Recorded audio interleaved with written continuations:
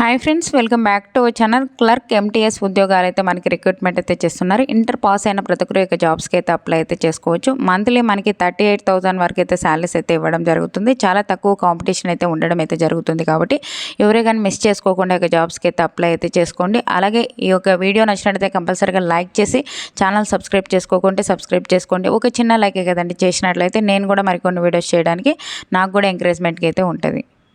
Hi friends, welcome back to our channel. Information and library network centre నుంచి ఈ యొక్క jobs అయితే మనకి రిక్రూట్మెంట్ అయితే చేస్తున్నారనమాట. ఈ యొక్క జాబ్కి సంబంధించి అందరూ అప్లై అయితే చేసుకోవచ్చు. ఇండియన్ నేషనల్స్ ప్రతి ఒక్కరు అయితే అప్లై అయితే చేసుకోవచ్చు. ఏపీ, తెలంగాణ మన 2 తెలుగు రాష్ట్రాల వాళ్ళు అయితే అప్లై అయితే చేసుకోవచ్చు. ఆన్లైన్ విధానం ద్వారా అయితే అప్లై అయితే చేసుకోవాల్సి అయితే ఉంటుంది. ఈ యొక్క పోస్టులకు సంబంధించి మనకి ఇంపార్టెంట్ డేట్ చూసుకున్నట్లయితే మనకి ఆన్లైన్ అప్లై డేట్ వచ్చేసి ఆల్రెడీ స్టార్ట్ అయిపోయింది. జనవరి 25th నుంచి అయితే స్టార్ట్ అయిపోయింది. లాస్ట్ డేట్ వచ్చేసి మనకి ఫిబ్రవరి 14th వరకు అయితే ఉంది. ఆ లోపల అయితే ఒక పోస్టులకు అయితే అప్లై అయితే చేసుకోవాల్సి అయితే ఉంటుంది ఆన్లైన్ విధానం ద్వారా. ఓకేనా. ఈ యొక్క పోస్టులకు సంబంధించి మనకి వేకెన్సీస్ డీటెయిల్ చూసుకున్నట్లయితే మనకి క్లర్క్ అండ్ టైపిస్ట్కి సంబంధించి, అలాగే ఎంటీఎస్ ల్యాబ్ అటెండెంట్ కంప్యూటర్ పోస్టులు అయితే వేకెన్సీస్ ఉన్నాయి. అన్ని గ్రూప్ సి క్యాడర్కి సంబంధించి వేకెన్సీస్ అయితే ఇవ్వడం జరిగింది. క్లర్క్ పోస్టులకు వచ్చేసి మనకి లెవెల్ 2 ప్రకారం అయితే శాలరీస్ అయితే పే చేస్తారు. బేసిక్ పేనే మనకి 19,900 నుంచి 63,200 వరకు అయితే పే చేయడం జరుగుతుంది. అన్ని రకాల అలవెన్సెస్తో పాటు మనం 35,000 పైగానే మనం శాలరీస్ అయితే తీసుకోవచ్చు. నెక్స్ట్ వచ్చేసి మనకి లెవెల్ 1 ప్రకారం వచ్చేసి ఎంటీఎస్ ఉద్యోగాలకి అయితే పే చేయడం జరుగుతుంది. మనకి 18,000 నుంచి 56,900 వరకు అయితే మనకి బేసిక్ పే ఉంటుంది అనమాట. అన్ని రకాల అలవెన్సెస్తో పాటు మనం 25,000 పైగానే మనము శాలరీస్ అయితే తీసుకోవచ్చు. ఒకటైతే వేకెన్సీస్ అయితే ఇవ్వడం జరిగింది ఫ్రెండ్స్. అన్రిజర్వ్డ్ అయితే ఉంది కాబట్టి, యూఆర్ అంటే అన్రిజర్వ్డ్లో ఉంది కాబట్టి ఎవరైనా అప్లై అయితే చేసుకోవచ్చు. ఎవరికి రిజర్వ్ చేయబడలేదు. ఓకేనా. మనకి ఒకటే వేకెన్సీస్ ఉంది కదా అని నెగ్లిజెన్స్ చేయకండి. చాలా కాంపిటీషన్ అయితే తక్కువగా ఉంటుంది. ఎందుకంటే తక్కువ పోస్టులు ఉన్నాయని ఎవరు అప్లై చేసుకోరు కాబట్టి అప్లై అయితే చేసుకోండి.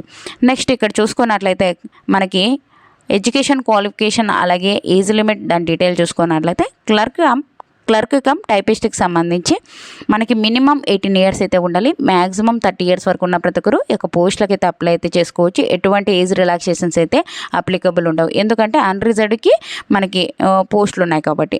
ఓకేనా. ఎడ్యుకేషన్ క్వాలిఫికేషన్ డీటెయిల్ చూసుకున్నట్లయితే 12th class పాస్ అయినా దాని ఈక్వలెంట్ క్వాలిఫికేషన్ ఉన్న ఈ యొక్క పోస్టులకు అయితే అప్లై అయితే చేసుకోవచ్చు. మనకి టైపింగ్ స్పీడ్ అయితే వచ్చి ఉండాలి. పర్ మినిట్ 35 words అయితే టైప్ చేయగలగాలి ఇంగ్లీష్లో. లేదు అంటే హిందీలో పర్ మినిట్ 30 words టైప్ చేయగలిగిన ఈ యొక్క పోస్టులకి అయితే మనం అప్లై అయితే చేసుకోవచ్చు. అలాగే మనకి కంప్యూటర్ సంబంధించి మనకి నాలెడ్జ్ అయితే ఉండాలని చెప్పి అయితే ఇవ్వడం అయితే జరిగింది. నెక్స్ట్ వచ్చేసి ఎంటీఎస్ ఉద్యోగాలకు సంబంధించి డీటెయిల్ చూసుకున్నట్లయితే మినిమం 18 years అయితే ఉండాలి. మ్యాక్సిమం 25 years వరకు ఉన్న ప్రతి ఒక్కరు అప్లై అయితే చేసుకోవచ్చు.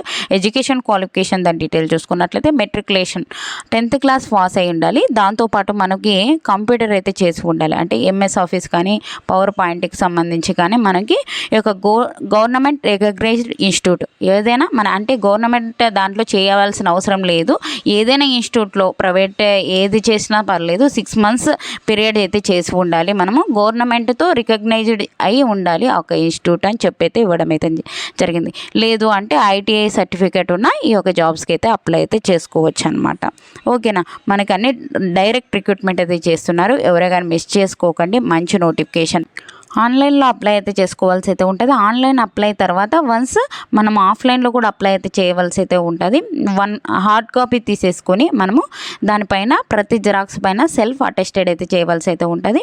అన్ని కాపీస్ మనము ఒక పోస్ట్ ఆఫీస్కి వెళ్ళి స్పీడ్ పోస్ట్ కానీ రిజిస్టర్ పోస్ట్ కానీ చేయవలసి అయితే ఉంటుంది. ఎన్వలప్ కవర్ తీసేసుకొని మనకి ఇక్కడ అడ్రస్ డీటెయిల్స్ అన్నీ మెన్షన్ చేశారు కదండి. ఈ యొక్క డీటెయిల్స్ అన్నీ మెన్షన్ చేసేసి మనం ఎన్వలప్ కవర్ పైన మనము రాయవలసి అయితే ఉంటుంది. డీటెయిల్స్ అన్నీ ఎప్పుడు లోపల పంపించాలి అంటే ఫిబ్రవరి 23rd లోపలైతే మనకు 6 PM లోపలైతే మనము ఈ యొక్క పోస్ట్ అయితే చేయవలసి అయితే ఉంటుంది అనమాట.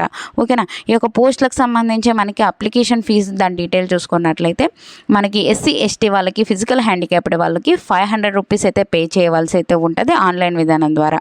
ఓకేనా. అలాగే మనకు లేదు మిగతా క్యాండిడేట్స్ వాళ్ళకి ఎంత ఫీజు అంటే 1000 rupees అయితే పే చేయవలసి అయితే ఉంటుంది అనమాట. ఓకేనా. ఈ పేరు మీద అయితే తీయవలసి అయితే ఉంటుంది. మనకి డీటెయిల్స్ కూడా మొత్తం ఈ యొక్క నోటిఫికేషన్లోనే క్లియర్గా అయితే ఇచ్చారు. మీకు వచ్చేసి ఇక ఇక్కడ అఫీషియల్ వెబ్సైట్ అయితే ఉంది. ఈ యొక్క అఫీషియల్ వెబ్సైట్ విజిట్ చేసి ఈ యొక్క పోస్టులకి అయితే అప్లై అయితే చేసుకోవచ్చు అనమాట. ఓకేనా.